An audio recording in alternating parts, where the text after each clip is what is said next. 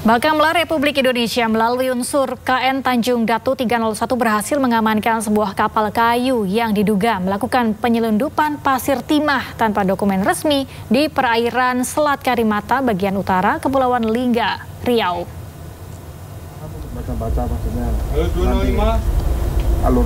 Kapal ini diawaki 5 ABK dan tidak dilengkapi dokumen pelayaran maupun dokumen muatan yang sah. Selain itu, kapal memuat sebanyak 600 kantong pasir timah dengan masing-masing berat 50 kg, sehingga total muatan diperkirakan mencapai 30 ton. Pasir timah tersebut diduga berasal dari wilayah Dabo dan hendak diselundupkan ke Malaysia. Kapal tersebut diduga melanggar sejumlah peraturan perundang-undangan. Dan selain pelanggaran administratif, kapal juga mengalami kerusakan mesin. Guna mencegah risiko lebih lanjut, KN Tanjung Datu 301 melakukan proses towing terhadap KM Doa Restu Ibu Jaya menuju Batam untuk proses penyelidikan dan penanganan hukum lebih lanjut. Kapal dijadwalkan akan tiba di Batam pada Sabtu siang.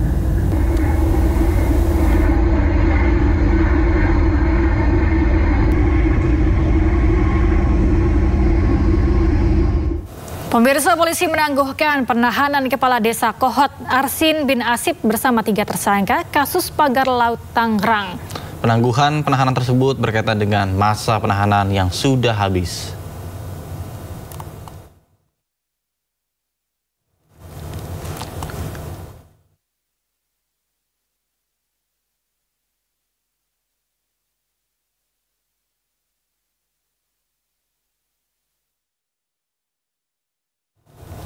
Sebelumnya polisi tetapkan Kades Kohot Arsin bin Asip bersama 3 orang lain sebagai tersangka kasus pagar laut Tangerang. Para tersangka diduga memasukkan dokumen untuk penerbitan sertifikat pagar laut.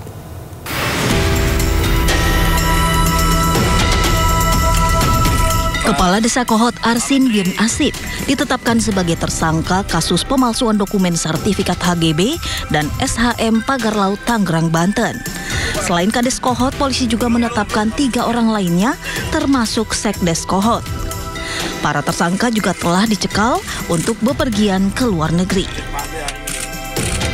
Di mana kita menetapkan Saudara A selaku Kades Kohot, Saudara UK selaku Sekdes Kohot, Saudara SP selaku penerima kuasa, dan Saudara CE selaku penerima kuasa telah kita sepakat kita tetapkan sebagai tersangka. Di mana diduga keempatnya telah bersama-sama membuat dan menggunakan surat palsu berupa GIRE, surat pernyataan penguasaan fisik bidang tanah sporadik, surat pernyataan tidak sengketa, surat keterangan tanah, surat keterangan pernyataan kesaksian, surat kuasa pengurusan permohonan sertifikat dari warga Desa Kohot, dan dokumen lain yang dibuat oleh Kades Sekdes sejak Desember 2023 sampai dengan November 2024.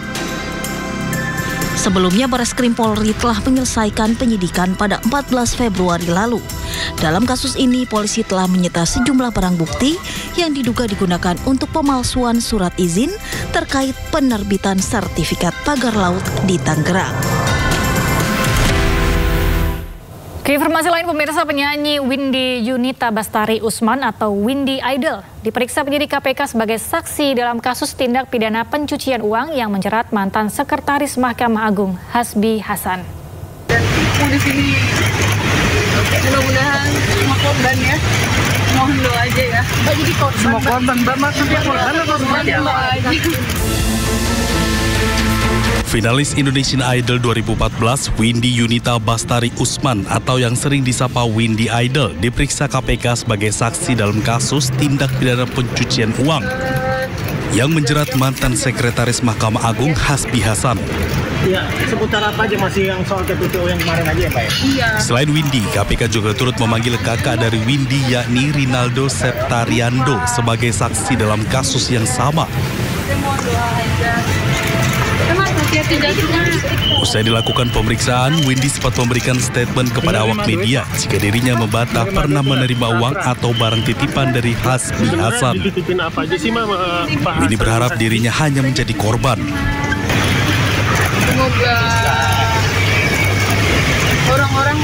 dilembutkan hatinya dan ibu di sini. Mudah-mudahan semua korban ya, mohon doa aja ya. Mbak jadi korban. Semua korban, Mbak maksudnya korban atau semuanya? Kalau dari saya pribadi, udah cukup menguras tenaga gitu. Saya punya keluarga juga, saya punya kerjaan yang rusak semua. Juga saya ingin punya masa depan gitu. Semoga aja nanti kasusnya bisa cepat beres. Udah capek banget. Diketahui KPK menetapkan Hasbi Hasan sebagai tersangka TPPU setelah dirinya terjerat kasus suap pengurusan perkara koperasi simpan pinjam inti dana di Mahkamah Agung senilai 3 miliar rupiah dan Hasbi Hasan divonis 6 tahun penjara. Windy juga sebenarnya telah ditetapkan tersangka oleh KPK pada Maret 2024 lalu. Windy bahkan sempat dicegah berpergian ke luar negeri oleh KPK. Bener nerima duit, Kak? Apa? Nerima duit bener? Transferan? Nggak, sebenarnya dititipin apa aja sih, Pak Hasan Hasbi? Dalam persidangan sebelumnya nama Windy terseret diduga menerima atau menikmati hasil gratifikasi yang diterima Hasbi. Tim Liputan iNews melaporkan. Dibayarin apa, Mbak? Publik menyoroti gaya hidup Arianto Bakri dan Marcella Santoso usai keduanya ditetapkan sebagai tersangka dalam kasus suap korupsi minyak sawit mentah di PN Jakarta Pusat. Kedua pengacara yang diduga memberi suap 60 miliar ini kerap memamerkan kehidupan mewahnya di media sosial. Jakarta keren untuk Garden FM apabila mampu. Lihat kan, apabila mampu mulai kebetulan dapat. Setelah Kejaksaan Agung mengumumkan kasus dugaan suap CPO ke publik, gaya hidup Arianto Bakri dan Marcella Santoso pun ikut terbongkar.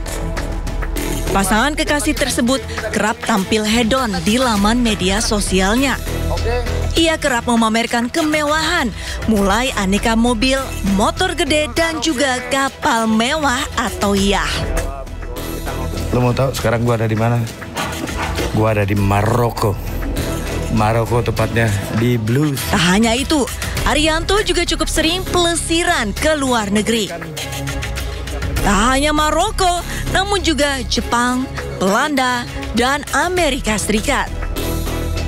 Arianto bahkan memposting kegiatan ekspedisi Antartika bersama National Geographic.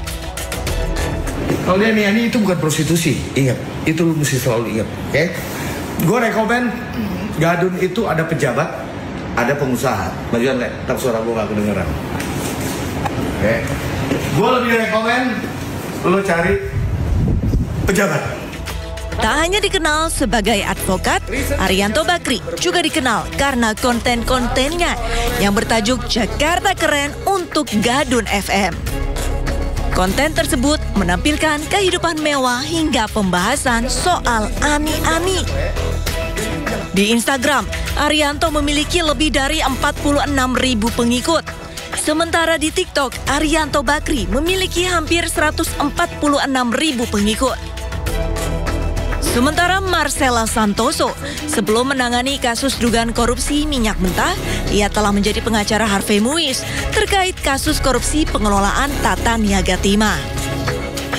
Arianto Bakri dan Marcella Santoso ditetapkan sebagai tersangka pemberi suap sebesar 60 miliar. Keduanya merupakan pengacara dari terdakwa korporasi yang divonis lepas atau onslek. Selain kedua advokat ini, Kejagung juga menetapkan 6 orang lain sebagai tersangka, yaitu 4 hakim, 1 panitera muda, dan 1 orang dari Wilmar Group.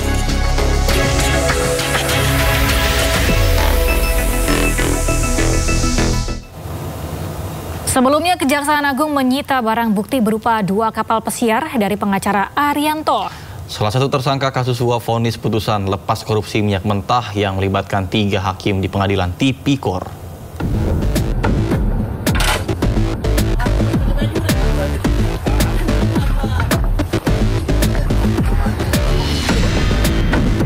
Dua buah kapal pesiar milik salah satu tersangka kasus suap vonis putusan lepas korupsi minyak mentah bernama Arianto disita penyidik Jampitsus Kejaksaan Agung di Jalan Dermaga Marin, Pademangan, Jakarta Utara. Selain kapal, Kejaksaan juga menyita 130 helm bermerek di kawasan Menteng, Jakarta Pusat, serta 12 sepeda mewah dan 1 unit motor Harley. Selain 2 kapal pesiar, Kejagung juga menyita 3 unit mobil mewah dari tersangka Arianto. 3 mobil sitaan ini di kantor Kejaksaan Agung Jakarta, sementara 2 kapal pesiar disimpan di lokasi terpisah.